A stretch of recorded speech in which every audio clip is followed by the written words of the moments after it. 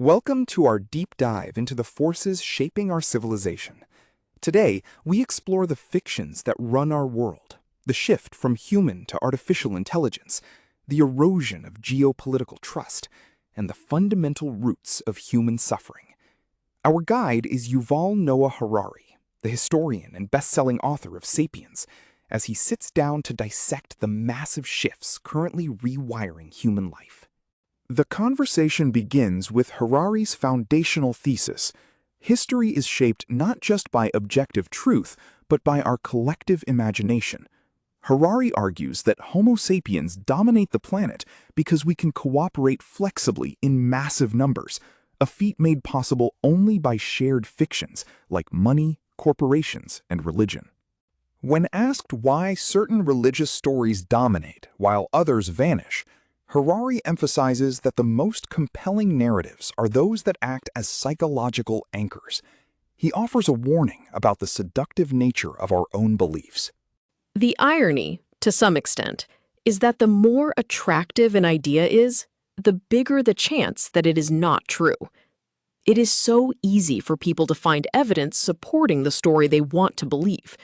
So the more you want to believe a story, the more suspicious you should be about how easy it is for you to fall for it. Shifting to global affairs, Harari paints a bleak picture of modern geopolitics, where leaders are regressing toward a nihilistic power struggle. He argues that the world is moving away from cooperation and back toward a mindset where brute force is viewed as the only reality.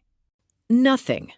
You cannot build anything big in history, in the world, if you try to only base it on brute force, on coercion.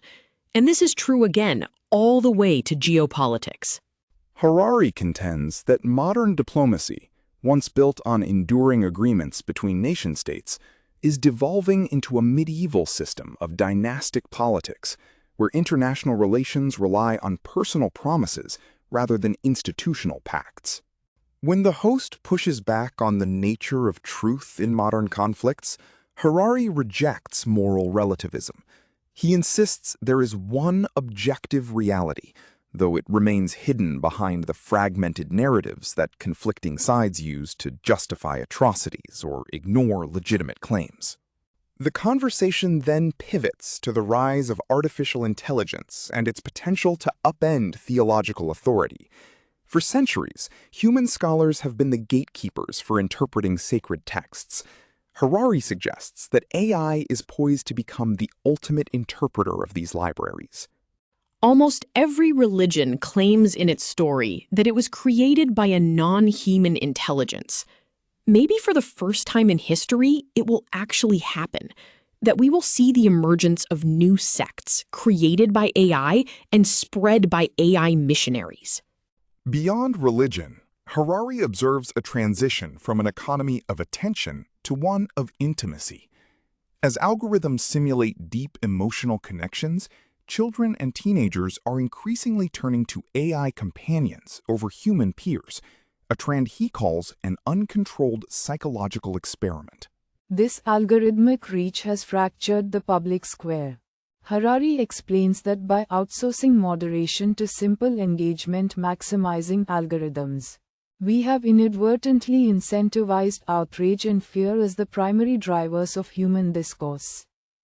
The AI has experimented on billions of human beings and discovered something: that if you want to increase engagement, to grab people's attention and make them stay longer on the platform, press the hate button in the human mind. Turning toward the internal life, Harari rejects the notion that life is a grand drama. Instead, he focuses on the reality of suffering and the quest for liberation from it. He uses the practice of meditation to demonstrate a lack of conscious control over our own thoughts, comparing the human brain to an autocomplete algorithm. People say about AI that AI is a glorified autocomplete. That AI just predicts the next word in the sentence. Observe your mind, and you will see it's exactly the same thing. Like you have an AI inside you. As the discussion concludes, Harari addresses the future of capitalism in a post-human labor market. He suggests that autonomous corporations run by AI could soon render human financial systems obsolete, trading in data rather than dollars. In his final thoughts, Harari issues a stark warning against the creeping nihilism of our age.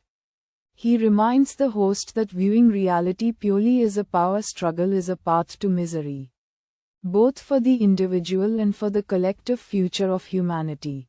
Don't believe people who tell you that all reality is just power. That power is the only thing that matters. First of all, on the personal level, it will make your life miserable. And on the collective human level, it will be a very miserable existence for humanity.